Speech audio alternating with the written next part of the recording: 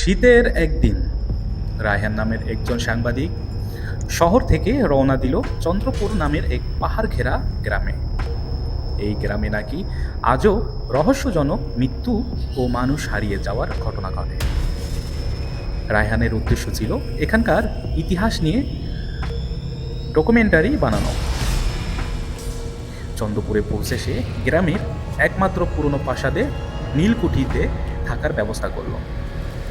এই প্রাসাদ নিয়েই গ্রামের নানা গুজব আছে যে এখানে রাত কাটায় সে আর আগের মতো থাকে না।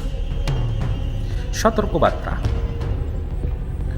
প্রাসাদের দারোয়ান এক বৃদ্ধ লোক চাবি হাতে দিয়ে বলল, মিয়া, রাত 12টার পর জানালা খোলা রাখবেন না, আর যদি ঘন্টা বাজে দরজা খুলেন না। রায়হান এসব কথায় তেমন গুরুত্ব দিল না। ভাবল গ্রামের মানুষ কুসংস্কার শূন্য। গ্রামের প্রথম রাতেই অদ্ভুত ঘটনা শুরু হলো। রায়হান নিজের ঘরে বসে কাজ করছিল। হঠাৎ উপরের তলা থেকে কারো হাঁটার শব্দ পেল। প্রাসাদে সে একাই ছিল, তবুও সাহস করে উপরে গেল। সেখানে গিয়ে দেখল দেয়ালে ঝুলানো পুরনো ছবিগুলোর একটিতে এক মহিলার চোখ নেই। ফাঁপা কালো গর্ত যেন তাকিয়ে আছে তার দিকে। পরের দিন সকালে রায়হান গ্রামের পুরনো চায়ের দোকানে হাজি করিম নামে এক বৃদ্ধের সঙ্গে কথা বলল। বৃদ্ধ বলল, 1923 সালে এই প্রাসাদের জমিদার নিজের স্ত্রীকে ডাইনি সন্দেহে জীবন্ত কবর দিয়েছিল। মৃত্যুর আগে স্ত্রী অভিশাপ দিয়েছিল যে এই প্রাসাদে বাস করবে বা জমিদারের বংশধর হবে তার শান্তি মিলবে না। বৃদ্ধ বলল, আজও মাঝরাতে প্রাসাদের ঘণ্টা বাজে, আর তখন এই মহিলার আত্মা ঘুরে বেড়ায়। দ্বিতীয় রাত। সেই রাতে রায়হান সুস্পষ্ট শুনল চুরির ঝুনঝুন শব্দ।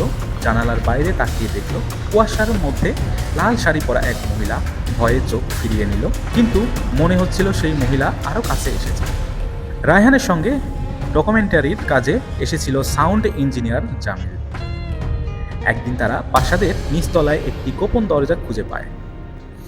দরজা খুলে ভিতরে ঢুকে দেখে দেয়ালের সাথে পেরেক দিয়ে আটকানো পুরনো লাল শাড়ি, শুকনো চুড়ি আর মানুষের হাড়।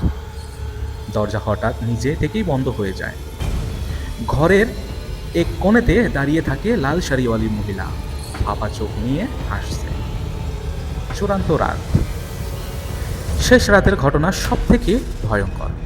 মধ্যরাত প্রাসাদের ঘণ্টা বেজে ওঠে।